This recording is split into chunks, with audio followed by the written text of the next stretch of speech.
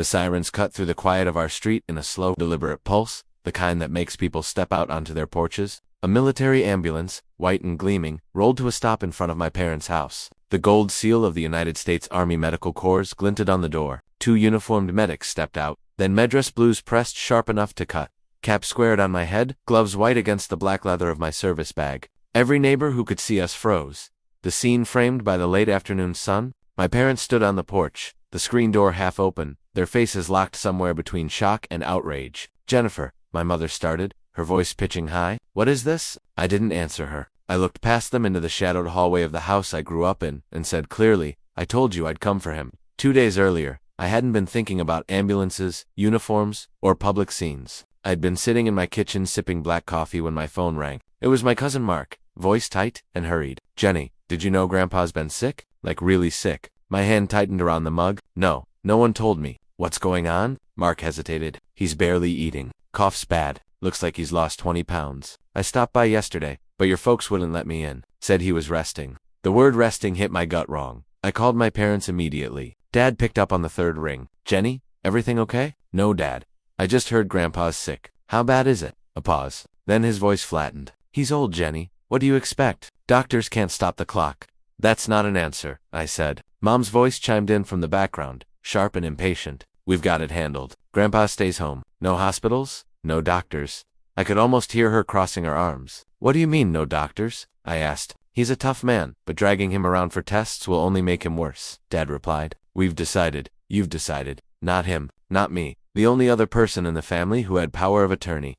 Paperwork signed by Grandpa himself 3 years ago after Grandma passed." "Let me talk to him," I said. "He's resting." Mom snapped. "You can call back in a week?" A week. They were going to let him sit there untreated for another week. After the call ended, I pulled out my file box, the one where I keep my military documents, and found the folder Grandpa had given me. Right on top was the notarized medical proxy form. Beneath it, a letter in Grandpa's neat, blocky handwriting. "Jenny, if I can't speak for myself, I want you to do it. You've got the spine and the sense for it, and I know you won't let anyone push you aside." I set the letter down and stared at the proxy form. The Army had trained me for logistics, for coordination under pressure, for moving people and resources fast. And now, those skills weren't going to save a soldier in the field. They were going to save my grandfather. That night, I made the call that would change everything. "Hey Morales," I said when my friend from base picked up. "You still running with the medical transport team?" "Yeah, why?" "I need a favor. I've got a patient who isn't getting the care he needs. I have legal authority to move him, and I need it done right." There was a pause on the line. Then, "Send me the paperwork. We'll make it happen." I sent the scans within the hour. By morning, the operation had a date, a time, and a team. A military ambulance, 2 medics, and me in full dress uniform. Because if my parents wanted to make this a battle, I was going to win it on my turf. I didn't sleep much that night. Every time I closed my eyes, I saw Grandpa sitting alone in that dim living room, the curtains drawn, the TV flickering on his face. I kept hearing my mother's voice, clipped and final. "Grandpa stays home. No hospitals." She'd said it like a sentence, not a decision, like she was locking a door and throwing away the key. The next morning, I called my parents again, half hoping they'd come to their senses. Dad answered this time, his tone casual, as if yesterday's conversation hadn't happened. "Morning, Jenny." "Morning. I'm coming over today to take Grandpa to the doctor," I said, skipping pleasantries. A pause. "You're not," he replied. I took a slow breath. "He's sick, Dad. You can't just..." Mom's voice cut in, sharp enough to slice the air. We said no. "He's fine. He's old, Jenny. Old people get sick. The hospital isn't going to change that." It wasn't the words that hit me hardest. It was the ease with which she said them. No fear, no worry, just dismissal. "You don't get to make that decision alone," I said, my voice lower now. "Yes, we do," Dad said. "We live here. We see him every day. You're off doing your Army stuff." That phrase, your Army stuff, it landed like a shove. Like my years of service, the deployments, the endless drills, the months away from home meant nothing. "You think because I'm not here 24/7, I don't care?" I asked. Mom gave a humorless laugh. "It's not about caring. It's about reality. The reality is he's too weak to be dragged around. We're making him comfortable." Comfortable. I'd heard that word before, in military briefings, whispered between medics when a wounded soldier's chances were gone. It was the language of giving up. When I hung up, my hands were shaken, not from fear, but from anger. If they thought comfortable was enough for a man who'd never once quit on his family, they didn't know me at all. I sat at my kitchen table staring at the stack of documents I'd pulled from the file box. The proxy form, the signed VA consent, the letter was what stopped me cold. "You've got the spine and the sense for it." Grandpa had known this day might come. He'd known I'd have to stand up, not just to strangers, but to family the hardest enemy you'll ever face. I pulled out my notebook and started writing a plan, just like I would for any mission. Contact Morales for transport. Confirm medics availability. Prepare all legal paperwork for immediate presentation. Scope out the house before arrival. Control the environment witnesses. Visibility. Timing. This wasn't going to be a quiet slip-in slip-out rescue. If I had to, I'd let the whole street see exactly what was happening. Not to humiliate Grandpa, but to make sure my parents never tried something like this again.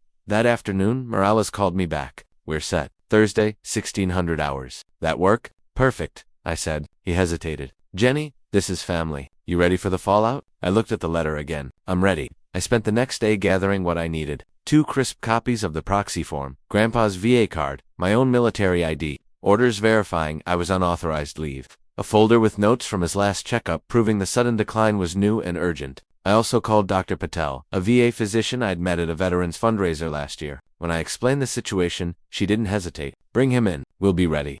The morning of the operation, I took my dress blues to the cleaner for a final press. Standing at the counter, I caught my reflection in the glass. It struck me how calm I looked, even as my mind ran through every possible scenario from a screaming match on the porch to them trying to physically block the medics. Calm was good. Calm meant control, and control meant they wouldn't win. That night, I laid the uniform out on my bed, each ribbon aligned, each button polished. It wasn't just clothing, it was armor, and tomorrow, I'd need every inch of it. The night before we moved, I spread everything out on my kitchen table like a field desk. Printer-warm copies of the medical proxy, Grandpa's VA card, my leave authorization, a yellow legal pad with bullet points so tight they looked like stitching. Beside the paperwork sat a ceramic mug I'd given Grandpa years back that said, "World's Quietest Hero." He'd laughed when I gave it to him and said, "Quiet's how you get the work done." That was the plan, now precise, unavoidable. I dialed Morales again. He answered on the first ring. "Still a go for 1600, he asked. "Affirmative," I said. "I'm emailing you the proxy form with notary seal, the VA card, and my orders. I'll carry originals in a red folder. Copy. I'll run the paperwork by our OIC and the VA intake desk so nobody gets sticky at the curb. You bringing dress blues?" "Yes." "Good," he said, and I could hear the faint smile in his voice. Nobody argues with dress blues. I called the VA hospital next. The operator transferred me to Dr. Patel. "Sergeant Hall," she said, using the rank even though we'd only met once at a fundraiser. Transport team briefed me. "What do we know clinically?" "Rapid weight loss, productive cough, increased lethargy," I said. "Last documented exam 10 months ago. He was ambulatory and sharp then. Could be pneumonia, could be CHF exacerbation," she said. "Could be something else. Either way, none of that is Washun. We'll prep intake chest, X-ray CBC, CMP, EKG. If he's hypoxic, we'll start oxygen right away." It was like someone had opened a window. The sound of a plan. Actual medicine. "Thank you, Dr. Ch paused. "If family obstructs, brief the medics to call this in as a welfare check. We'll back the transfer under medical necessity." "Understood." I hung up and stared at the red folder. The edges were sharp enough to leave a line on my palm. I slid in a final sheet, a concise one-pager I'd written for the medics. Grandpa's full name and DOB. My authority, VA eligibility, Dr. Patel's extension. In a line I underlined twice. "All communications go through me." At 2200 hours, with the house quiet except for the ticking kitchen clock, I opened the shoebox where I keep old letters and pulled out Grandpa's from my first deployment. I'd read it 100 times, but I read it again. "Jenny, war teaches you 2 kinds of courage. The kind you show when people are watching, and the kind you show when nobody is. The second kind is harder. You'll do fine with both." I ran my finger under the words, not to trace them, but to anchor myself to the man who wrote them. I remembered his hands nicked from a lifetime of work, steady even in old age, tapping a nail into a fence post as if the wood needed not force, but persuasion. He believed things should be built to last. Fences, promises, people. I tucked the letter into the red folder, not because I needed it for authority, but because I needed him with me. Sleep came in short, jagged pieces. I kept seeing my parents on the porch, the screen door half open. I kept hearing, "Mom, Grandpa stays home." "Not tomorrow," I thought each time I woke. "Not tomorrow." I rose before dawn and ran 2 miles along the river to burn the nerves down to something workable. Back home, I ironed the uniform one more time even though it didn't need it. Buffed my shoes until I could see the overhead light as a perfect circle, and set my cap in the passenger seat like a second pair of eyes. At 1200, Morales texted, "Team confirmed. ETA, 1555 staging 1 block south, to avoid crowding the driveway." "Copy," I replied. "I'll be on site at 1530, recon first." My parents have a history of digging in. He sent back a thumbs up and the emoji for a locked padlock. Soldiers talking in codes, both official and human. The lock meant, "We've got you." I drove to the neighborhood and parked behind the elm trees on Willow Street, 1 block over from the house where I grew up. The act of parking away, of approaching on foot, wasn't drama. It was discipline. You learned to arrive with your eyes open. From the corner, I had a clean line on the living room window. The curtains were drawn to a dim glow. At 15:10, a neighbor, Mrs. Rohr, a widow who used to pass out full-size candy bars on Halloween, walked up the porch with a casserole and a dish cozy. I watched my mother crack the door and talk. The door didn't widen. The casserole went back down the steps with Mrs. Rohr. Control the environment. Keep people from seeing what they might talk about. It was an old trick. At 15:17, I saw movement at the window, the outline of a thin shoulder, a head tilted to one side. My throat tightened. I recognized the slope of Grandpa's neck. I checked my watch. 15:31. Time to stage. I stepped back, sent Morales my vocation, and by 15:46, I heard it, a distant, measured siren, not the frantic scream of disaster, but the disciplined metronome of authority on the way. The ambulance turned onto our street exactly at 15:55, just as Morales promised. It idled a house away while the team did their own quick look. Then the driver eased forward and parked at the curb like a flag planted in disputed soil. The back door swung wide. 2 medics stepped out, Specialist Chan and Sergeant Vega, crisp uniforms, practiced calm. Morales followed in duty greens, clipboard under his arm. Sergeant Hall, he said, nodding once. We're on the record and by the book. Roger, I said, handing him the red folder. Authority forms on top. VA copy second. Dr. Patel's expecting us. If either parent obstructs, we call it as medical necessity and proceed. Understood. I put on my gloves, squared my cap, and for a second, the sounds fell away. The hum of the engine, a dog somewhere down the block, the faint rattle of wind through dry leaves. I thought of the letter, the kind you show when nobody's watching. Then I looked at the porches filling with neighbors and thought, or when everybody is dot, we walked together, me in dress blues. Medics rolling the gurney folded flat. Morales with the clipboard. The screen door opened before we reached the steps. My mother stood, framed, their hand on her hip, eyes sweeping the uniforms like they were a mess to be cleaned up. What do you think you're doing? She said. Behind her, my father hovered like a shadow. I kept my voice even. We're here to take Grandpa for medical care. I am his medical proxy. You've been notified. No, Mom said, the word snapping like a twig. Grandpa stays home. She reached for the door. Morel slid the clipboard between the frame and the wood, not touching her, just occupying the space. Ma'am, please review the authority forms. This is a lawful transfer for medical evaluation. Dad stepped forward, face flushing. You can't just. I held up the proxy and the VA card side by side like a pair of badges. We can, and we will. And if you attempt to prevent medically necessary care, I'll request a welfare check and file a report for elder neglect before I leave this porch. A quiet, collective intake of breath moved across the neighbor line like a breeze. For the first time, Mom's eyes flicked past him to the ambulance, to Chan and Vega, to the gold seal on the door. She wasn't prepared for the sight of procedure. People rarely are. Where is he? I asked. She squared her shoulders, resting where Dad swallowed. Living room. Thank you, I said. Medics with me. We stepped past them into the house that had raised me, and for the first time it felt smaller than the truth coming through its front door. The air inside was heavier than I remembered, a mix of closed curtains, stale coffee, and that faint metallic scent you start to notice in places where illness lingers too long. I led the way down the hall toward the living room, the medics following close behind with the folded gurney. Morales stayed at the door, keeping my parents occupied with clipboard and calm, deliberate words. Grandpa was sitting in his recliner, a thin plaid blanket over his lap. The light from the TV flickered across his face, deepening the hollows under his eyes. He looked smaller, his shoulders sloped, but when he turned toward me, there was no mistaking the spark that had always been there. Jenny, he said, his voice rasping but steady. I knelt beside him, careful not to jostle his legs. Hi, Grandpa. I'm here to take you to the VA hospital. We've got a team ready for you. His gaze flicked to the medics and back to me. Your parents? They don't get to decide this, I said quietly. You do? And I already have the paperwork to make it happen. He gave the faintest smile. Always did follow orders when they made sense.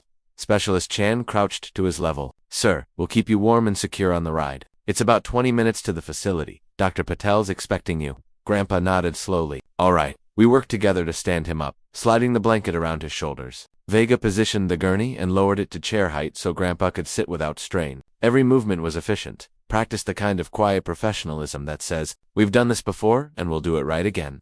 From the hallway, I could hear my mother's voice rising in the kind of tone she used to use when arguing with insurance companies. This is unnecessary, she was saying. He's fine here. He doesn't need Morales cut in. His tone patient, but immovable. Ma'am, our orders are clear. The authority is valid, and delaying care could have legal consequences. We are proceeding.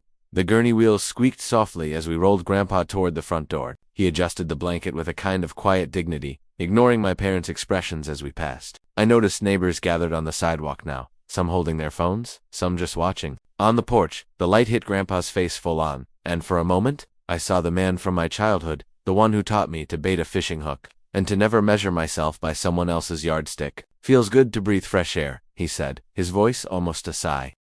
We secured him in the ambulance. Vega checked vitals while Chan attached a portable oxygen cannula. His O2 sat was lower than it should have been. "Good call bringing him in," Chan murmured. Before I climbed in, I turned back toward my parents. "This isn't optional," I said evenly. "You can follow us to the hospital if you want to be part of his care, but keeping him here without treatment stops today."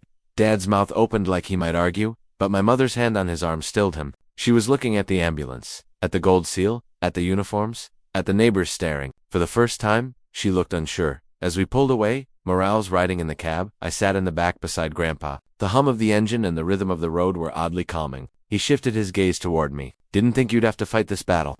I squeezed his hand. "Didn't think I'd have to either, but you taught me not to wait for someone else to do the right thing." His eyes closed, but the corners of his mouth curved up. "Good lesson." Halfway to the hospital, Chan checked his vitals again and glanced at me. "BP's low. O2 is improving, but he needs evaluation as soon as possible. Could be pneumonia, could be something cardiac." "We'll be there in 10, I said. I looked down at Grandpa's hand in mine, the same hand that had steadied me on a bike when I was 7. Held my shoulder the day I shipped out. And now, frail as it felt, it still had a grip like it meant something.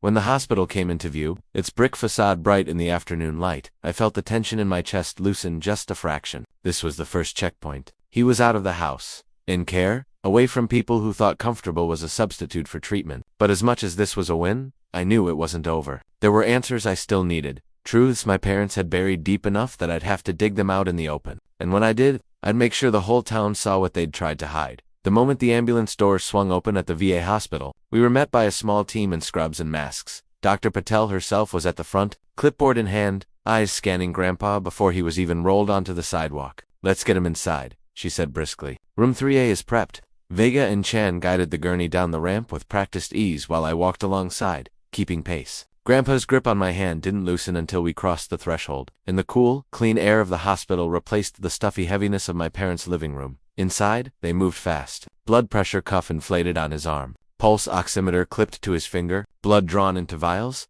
labeled and whisked away. A portable chest x-ray machine rolled in, the tech moving with the quiet efficiency of someone who knows time is a factor. I stood in the corner, letting the professionals work, but watching every step. Dr. Patel glanced over. "You were right to bring him in. His O2 saturation was in the low 80s when you picked him up, and there's fluid in his lungs. We're starting antibiotics and a diuretic. This could have been fatal if left much longer."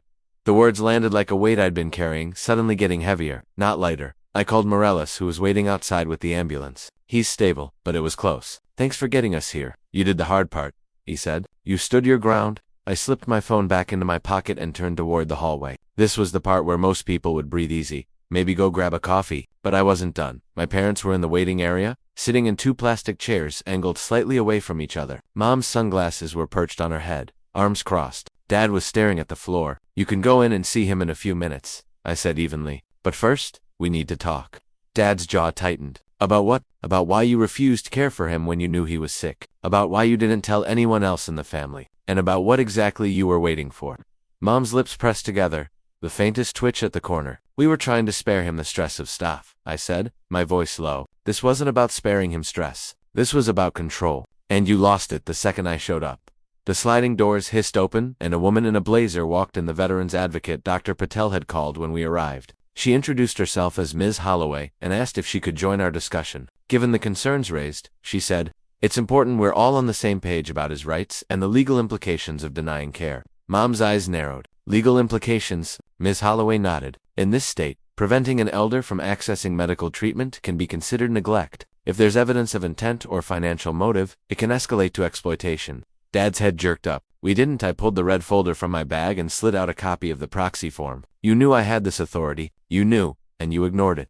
There was a beat of silence where the only sound was the soft ding of the elevator. Then Ms. Holloway continued, "Here's what's going to happen. You will not interfere with his care going forward. You will not make unilateral decisions without consulting his medical proxy, and you will cooperate fully with the care team. Am I clear?" Mom's eyes flicked from the advocate to me, and for once, she didn't have a ready retort. "Yes," she said finally. The word clipped. A nurse appeared at the doorway. "He's asking for you," she said to me. I left them there and walked back to room 3A. Grandpa was propped up slightly, the oxygen cannula in place, color returning to his cheeks. How's the ride treating you now? I asked. He smiled faintly. Better. You look like you've been working. I pulled up a chair. It's not over yet, but you're safe now. That's what matters.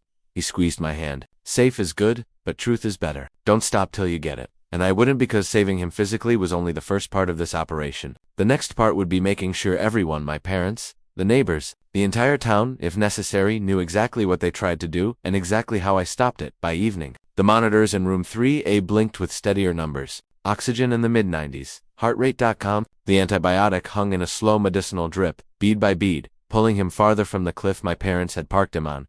Dr. Patel came in with portable X-ray films clipped to a backlit panel. She didn't waste time. He has a right lower lobe pneumonia and signs of fluid overload. Nothing exotic, nothing inevitable. Treatable if you treat it. The word treatable hit me like a bell struck hard. Behind it, I heard my mother's voice from yesterday. Grandpa stays home. No doctors. Could this have been avoided? I asked. Maybe not the infection, Patel said, but the severity. Yes, delay turns a manageable problem into a dangerous one. You did the right thing, Sergeant. I nodded, but my jaw tightened. Doing the right thing was not the same as being allowed to do it. That was the part I intended to fix. Doctor, I said, can we document your findings for a family conference? She understood immediately. I'll have the note ready. The veteran's advocate, Ms. Holloway, met me in the corridor outside the room. Legal pad balanced on her forearm. We'll use conference B at 1900, she said. I've asked a charge nurse to join us, and Dr. Patel will open with the clinical summary. You, as proxy, will chair. The word chair sounded formal, almost ceremonial, but families like mine listen when the furniture is heavy enough. I texted my parents the time and location. No emojis, no please, just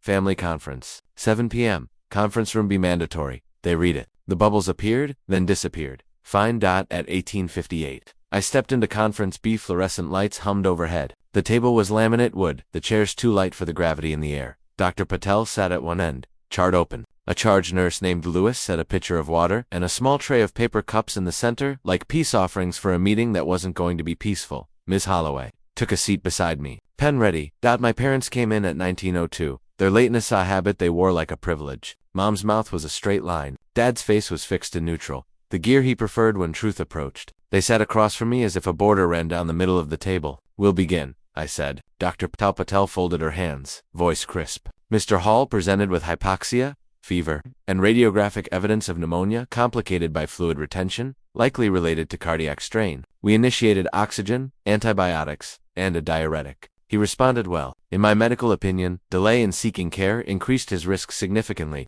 She let the words hang long enough for their weight to register. This is treatable, she continued, but it required treatment. Dad cleared his throat. We were trying to keep him comfortable. Nurse Lewis spoke gently but firmly. Comfort is pain management and rest after evaluation. Comfort is not isolation and guesswork. Mom's eyes flashed. You don't know what we deal with at home. Ms. Holloway leaned forward, tapping her pen once. That's why there are caregivers, home health nurses, facilities, and family. What you don't do is unilaterally bar access to medical care. He has a designated proxy. You ignored that.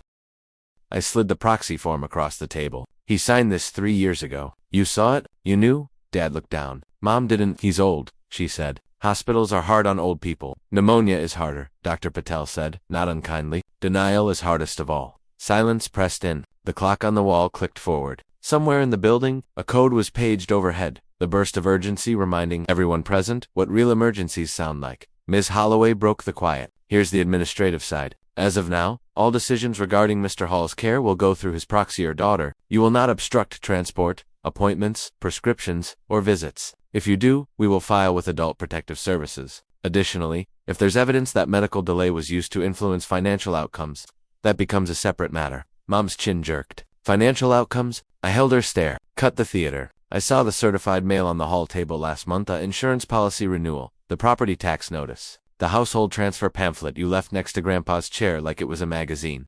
Dad shifted. You've been going through our mail now? I've been seeing what you've been ignoring, I said, and so will everyone else. Mom finally looked away. I didn't miss it. People think guilt is a shout. It's a flinch.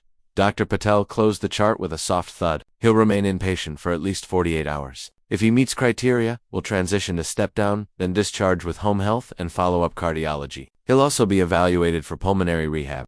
Discharged to my care, I said. If he doesn't return home with me, he goes to a place where I control access. Nurse Lewis nodded. We'll document that. We can arrange training for you on the meds and home oxygen if needed. I turned to my parents. You will bring his personal items from the house tomorrow. ID, Wallet, glasses, phone? If you want to be included, you show up with those, and with respect. If not, stay out of the way.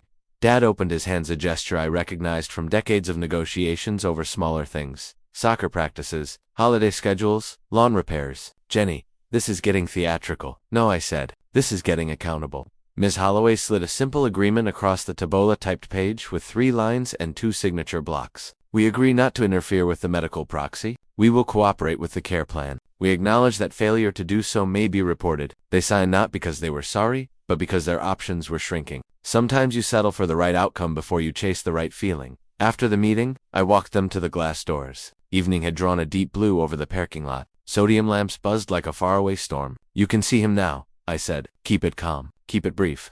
Mom paused with her hand on the handle. You're making a spectacle of this. I met her eyes. No, I'm making a record.